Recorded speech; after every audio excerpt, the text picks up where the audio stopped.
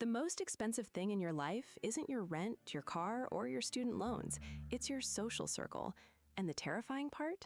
You have almost no idea it's happening.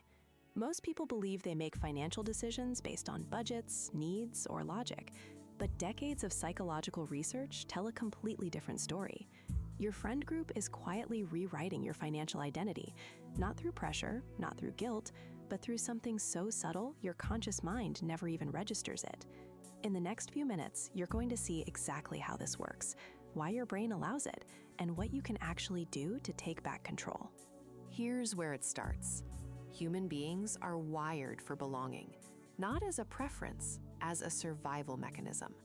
For most of human history, being excluded from a group meant death. Your brain treats social rejection with the same neural pathways as physical pain. So when your friend group adopts a certain lifestyle, your brain doesn't just notice it, it quietly files it under the price of belonging.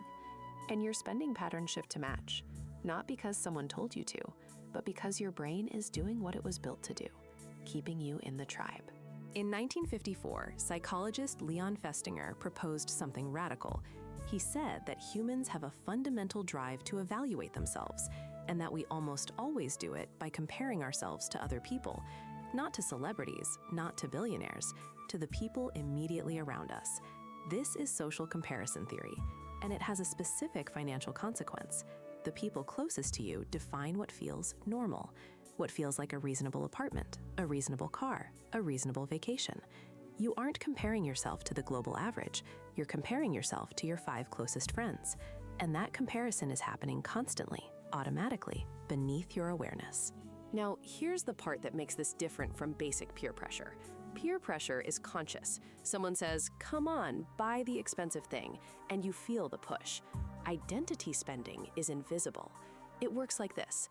Over time, you absorb the lifestyle signals of your friend group and begin to see them as part of who you are. You don't buy the expensive sneakers because your friend told you to. You buy them because somewhere along the way, wearing those sneakers became part of your identity, your social self. Psychologists call this identity-based consumption. You're not buying a product, you're buying belonging. You're buying a version of yourself that fits. Sociologists have a term for your inner circle's financial influence, the reference group. Your reference group isn't just who you spend time with. It's the group whose approval you're unconsciously optimizing for. Research shows that people consistently overestimate how much their friends earn, how much they spend, and how much they own. We see the highlight reel, the new car, the holiday, the dinner out, and our brains treat that as the baseline.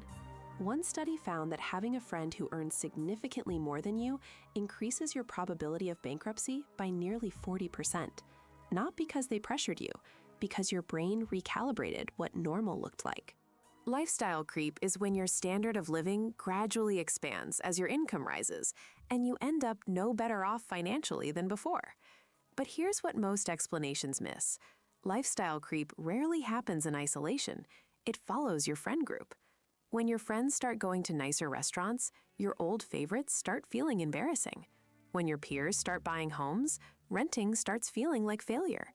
The threshold of enough doesn't rise with inflation. It rises with your social circle. And because the change is gradual, one dinner, one trip, one upgrade at a time, your brain never registers the cumulative cost. You're being financially shaped in slow motion. And it doesn't stop with the people you see in real life. Research now confirms that your online social network exerts the same comparison pressure as your physical one. The people you follow, the group chats you're part of, the influencers whose lifestyle you've absorbed over years, these form a digital reference group, and your brain processes their financial signals the same way.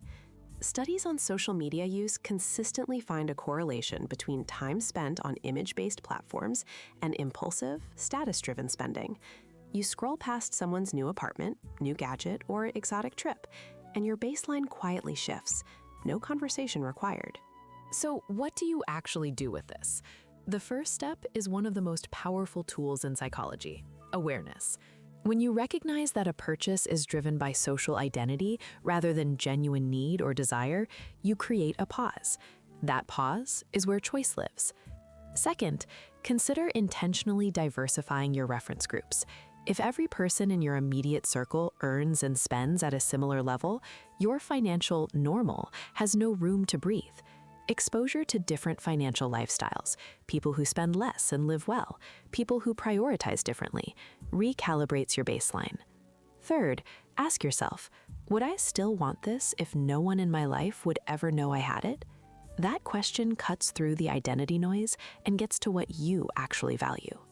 Your spending habits are a mirror, not just of your values, but of the people you surround yourself with. Social comparison theory, identity spending, reference group pressure, these aren't flaws in your character. They're features of a human brain that evolved to keep you connected. But understanding them means you get to choose. Are you spending to belong or spending to actually live the life you want? If this gave you something to think about, consider subscribing.